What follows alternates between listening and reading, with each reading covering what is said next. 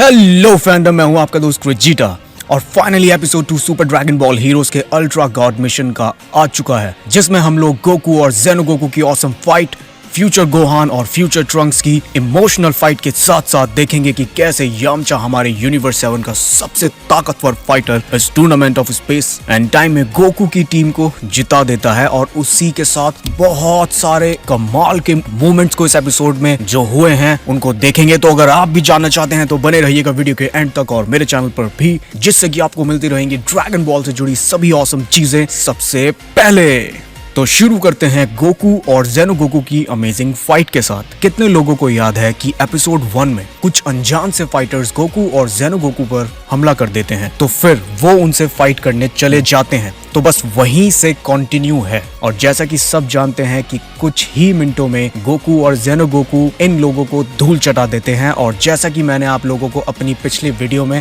बहुत बार बताया था कि इन दोनों की फाइट जरूर होगी, चाहे वो फ्रेंडली फाइट ही क्यों ना हो। तो फिर उसके बाद ये दोनों गोकू एक दूसरे को देखते हैं और समझ जाते हैं कि चलो फाइट की जाए, और एक दूसरे से फाइट करने के लिए रेडी हो जाते हैं और बड़ा कमाल का पावर अप करते हैं। इस बार के एनिमेशन बहुत कमाल के हैं। मतलब टूर्नामेंट चल रहा है और इन दोनों को कोई फर्क नहीं पड़ता, बस ताकतवर से ताकतवर फाइट करनी है, चाहे खुद से ही फाइट क्यों ना करनी पड़े। और शुरू हो जाती है बड़ी कमाल की फाइट। दोनों ही फाइट को अपने नॉर्मल पंचेस और किक से स्टार्ट करते हैं, जैसा कि स्टार्टिंग में सब वार्म अप करते हैं। और जैसे ही दोनों के सीरियस होने का टाइम आ जाता है तो गोकू सुपर साइयन ब्लू एकदम से गायब हो जाता है और वापस सिलेक्शन वाली स्टेज पे पहुंच जाता है, जहां धीरे धीरे करके सारी टीम के मेंबर्स टेलीपोर्ट करके आने लगते हैं।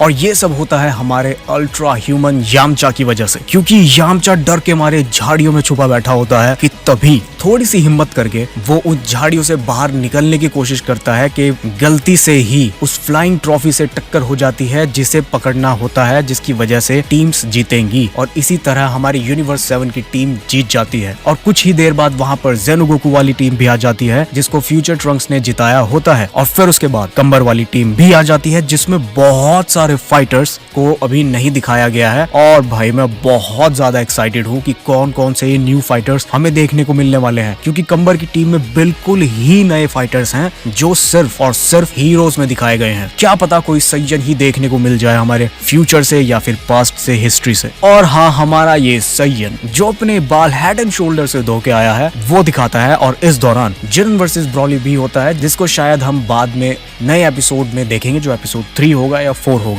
और फिर उसके बाद हम चलते हैं इमोशनल फाइट की तरफ। इस फाइट को कोई नहीं देखना चाहेगा, क्योंकि जिस फ्यूचर गोहान को फ्यूचर ट्रंक्स ने अपने आगे मरा हुआ देखा था, अब वही फ्यूचर गोहान भी उसका दुश्मन बन गया है, जो फ्यूचर ट्रंक्स थोड़ी सी डिप्रेशन वाली बात है। और देखते ही देखते फ्यूचर गोहान जो सोच रहा है कि हमें नहीं पता वो कौन है, इसलिए उसने अपने आप को छुपा रखा है, लेकिन हमें पता है वो कौन है, वो फ्यूचर गोहान है। तो फ्यूचर ट्रंक्स उससे लड़ने लगता है। उसको उस टाइम नहीं पता कि वो फ्यूचर गोहान है। और इतना ही नहीं, फ्यूचर ट्रंक्स फिर उसकी फाइटिंग स्टाइल और उसकी की को महसूस करके समझ जाता है कि ये अपना भाई फ्यूचर गोहान है। लेकिन अब वो दूसरी टीम में जा चुका है, अब वो उसका दुश्मन बन चुका है। और फिर फ्यूचर ट्रंक्स और फ्यूचर गोहान की फाइट हो जाती है। वो बहुत अच्छे तरीके से फाइट करते हैं, लेकिन फ्यूचर ट्रंक्स अपना 100% नहीं दे पाता, एक सुपर साइयन गॉड होने के बावजूद भी, क्योंकि वो उस टाइम बहुत ज्यादा सोच रहा है। लेकिन तभी फ्यूचर ट्रंक्स के दिमाग में कुछ आता है और वो अटैक करता है जो उसको कभी फ्यूचर गोहान ने सिखाया था, मसेंको टाइप का अटैक, लेकिन एक हाथ से। फिर